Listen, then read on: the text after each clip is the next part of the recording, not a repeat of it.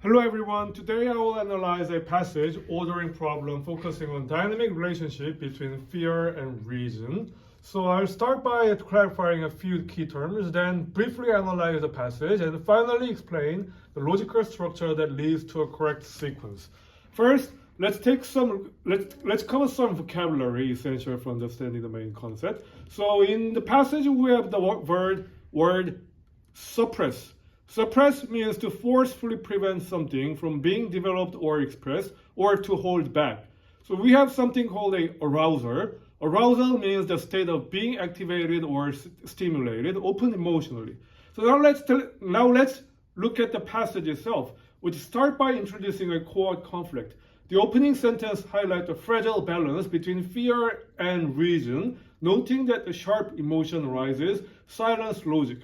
The entire passage is about how humans manage cognitive function under emotional stress. So the main idea is that the controlling emotion rather than suppressing it is a key to maintaining mental performance when facing stress. So this main idea is supported by a detailed breakdown of experiment. It first establishes the conceptual principle in sentence B, the opposing relationship between emotional arousal and cognitive function. It then introduces the specific experiment in sentence C to explore the principle. Finally, it offers a core, refined, nuanced conclusion in sentence A that successful participants allow emotion to serve as a reminder rather than an enemy. So the logical structure is general statement and conceptual principle and specific experiment and nuanced conclusion. So based on the correct sequence, the answer is number 4. Which correspond to a sequence B, C, and A. Here is a clear logical path to that answer. Why B is first? The passage introduction presents the core idea of fragile balance.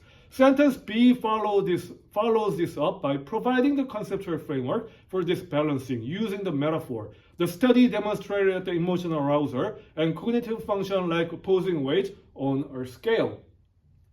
And when one ascends, the other descends. This antithesis lies at the heart of human decision making under stress. So this generalizes the conflict mentioned in the introduction and acts as an immediate thesis statement for the rest of the body paragraph.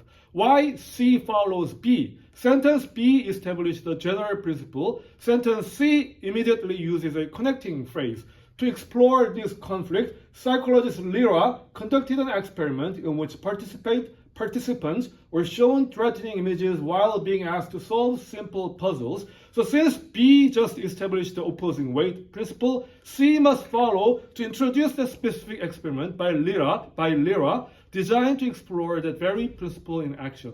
Then why A is last? Sentence A starts with the subject of experiment. Lyra noted that the most successful participants were not those suppressed fear entirely, but those allowed its presence without being consumed by it. So C must follow to introduce the specific experiment by Lyra designed to explore that very principle in action. So sentence A starts with the subject of experiment. Lyra noted that the most successful participant. This is the final insightful observation of a nuanced conclusion drawn specifically from Lyra's experiment introduced in C. It directly explains how the successful group dealt with the opposing weight described in B, providing the ultimate takeaways. So my key tip for this type of a problem is to always follow the flow from general principle to specific example. So look for the sentence that establishes the broad rule or conceptual framework first, like passage B. Then look for the sentence that introduces the specific case, usually with a phrase like to explore this or for example, like passage in C. And the final sentence should offer the definitive conclusion or insight drawn from the specific case like A. Okay? Then we're going to moving on to question number 2.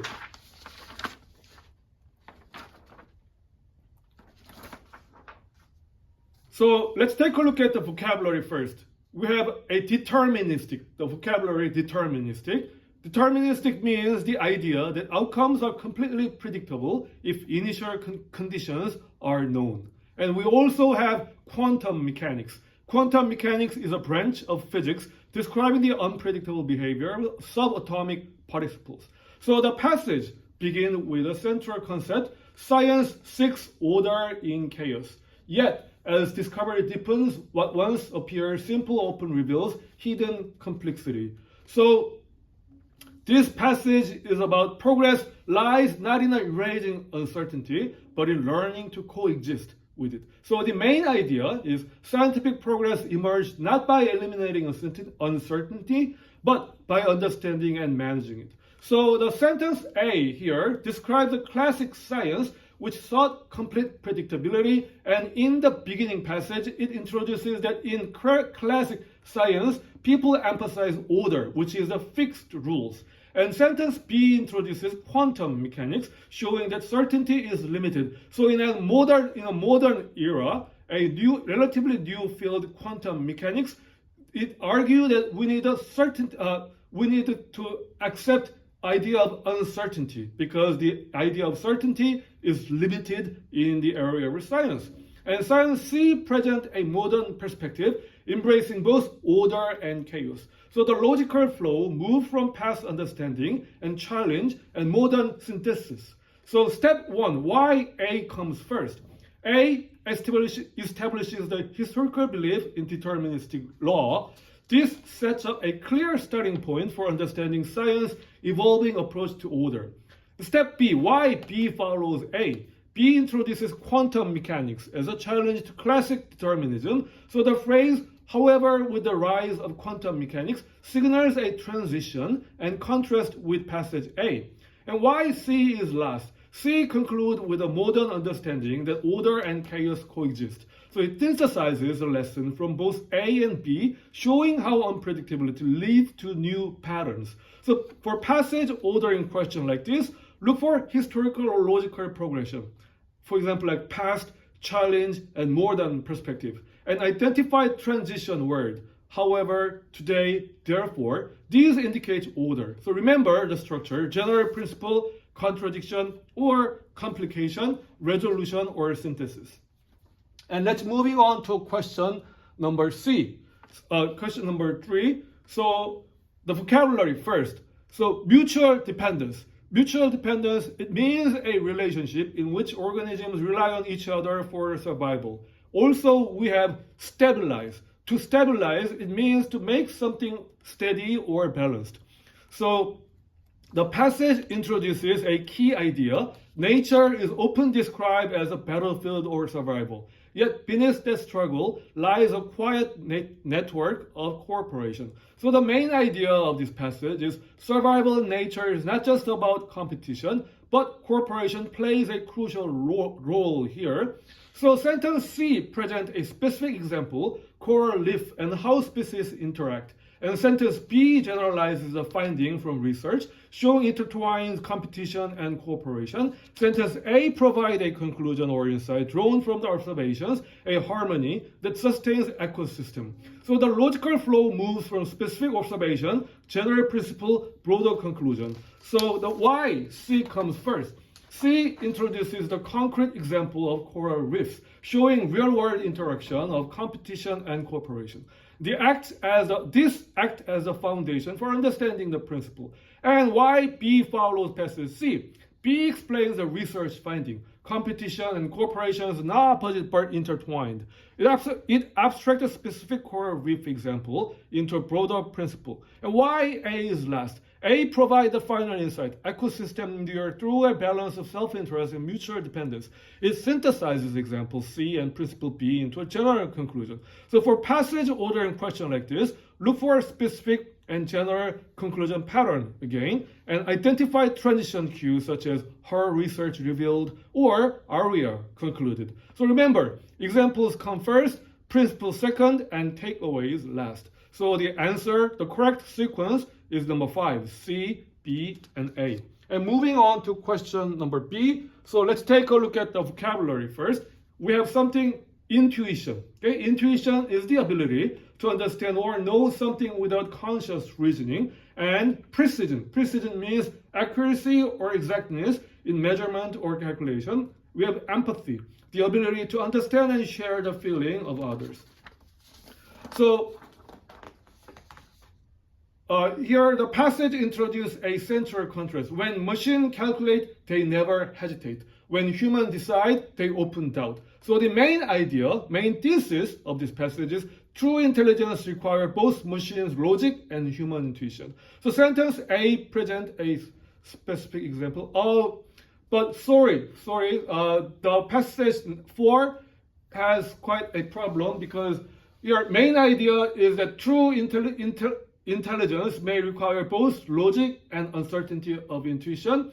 And I intend to follow in passage B. So here B says, Rand argues that human mind, unlike the algorithm, reasons through imperfection. Intuition allows people to sense meaning beyond data, interpreting silence, hesitation, or contradiction in ways machines cannot replicate. So previously it talks about true intelligence need both logic and uncertainty, and passage B talks about the importance of intuition. Intuition is the ability what enables human to interpret phenomenon. Then, so here we have computer science Dr. Ren. He wanted to test AI. He wanted to test how machines can calculate precisely. So he says, computer scientist Dr. Ren tested an AI model trained to diagnose medical images. The program could identify patterns invisible to the human eye, but failed when unusual cases appeared. So it shows the limit of machine computation, because when machine sees unusual cases, it fails on calculating, which reveals the limit of machine calculation. Then we have passage C. As AI grows more and advanced research, increasing aim to blend its analytical power with human empathy and judgment. So as more and more AI grows, more researchers try to mix analytical power with the human empathy. So the intended correct order supposed to be B, A, and C. But I admit that in normal situation, normal passage, when we introduce a person, we introduce person first with its proper title. So here we have computer science Dr. Ren, and in passage B we have Ren. So we have two identical people, but here Ren comes first and computer science Dr. Ren follows next, which could be quite unnatural. So I admit that this passage, question number 4, is not that good and not that clear passage. So you can ignore this passage number 4 here. Okay. Moving on to question number 5. So question number 5, let's check out vocabulary. We have quantification. Quantification is expressing something in numerical terms, and we have accuracy, the degree to which a result or measurement is correct. So here the passage contrasts two ideas. So first we have thesis. Data-driven decision seems more rational because numbers do not lie. As an antithesis, we have relying solely on quantification risk losing the human judgment that gives numbers meaning. So there is a tension between data-driven decision and human intuition. So when efficiency rises, increases, but understanding and wisdom may decrease. So the blank here is at the conclusion of this antithesis, requiring statement that logically follows what is lost when intuition is replied by data. So understanding the gap here, the sentence begins, if accuracy is gained by replacing intuition with data, then blank. So the preceding context emphasizes loss of human judgment, wisdom, and meaning. So let's analyze the options. So number 1 says data itself evolves into a conscious entity, and it's irrelevant. It's not mentioned in our passage. And option 2 says numbers become the new form of human intuition. It contradicts the passage's warning about loss. And number 3, every decision becomes morally justified. It's unsupported. Passage discusses the wisdom, not the morality. And option 4, human judgment is purified from emotional bias. It goes directly opposite of the passage's concern. And option 5, we also lose the wisdom that makes accuracy meaningful. This passage, option 4, aligns perfectly with the antithesis and emphasizes what is lost. So Therefore, the correct answer is number 5 because it completes the thought logically. Gaining accuracy comes at the cost of wisdom. So when completing a passage, you try some key tip for completing the passage. Try to identify thesis and antithesis and determine what logical consequences the blank should express and eliminate options, contradictory context, or introduce unrelated ideas. Look for an option that naturally continue the argument. Okay, and next move on to question number 6. So the vocabulary, spontaneity. Spontaneity is the quality of acting naturally without premeditation here. So the passage contrasts two perspectives. So the rational control and mastery of impulses represent mental strength. So however, emotions are not intruders but guide. Suppressing them risk losing spontaneity and empathy. So key tension between this thesis and antithesis is excessive reason may lead to unintended negative consequences for mental well-being. So the blank part is at the conclusion of antithesis, requiring a statement that logically expresses the downside of silence emotions. So let's try to understand the blank first. So the sentence begins when pure reason is praised for freeing us from emotion. It may also be that blank. So the passage warns about losing spontaneity and empathy when emotions are suppressed. So let's try to analyze the options. Option 1, we become prisoners of our own self-control. It perfectly aligns with the passage. It captures idea of being constrained by over-rationality. Option 2, reason begins to speak in language of feeling. This is irrelevant with the passage, not supported by passage at all. Option 3, emotion transforms into a measurable form of logic. It contradicts the antithesis. And option 4, the unconscious takes complete command of thought. It's too extreme and it's not implied in the passage. And clarity replaces confusion in the absence of empathy. And it's also opposite of warning message, which is not logical. Therefore, the correct answer is number 1, as it directly conveys the negative consequence of a overemphasizing reason, being trapped by one's own self-control. So when completing a passage, again, so try to identify the thesis and antithesis and determine the logical structure and eliminate options which contradict or introduce unrelated ideas. Okay, and I hope it helps your preparing for exam. Okay, thank you for watching. Thank you.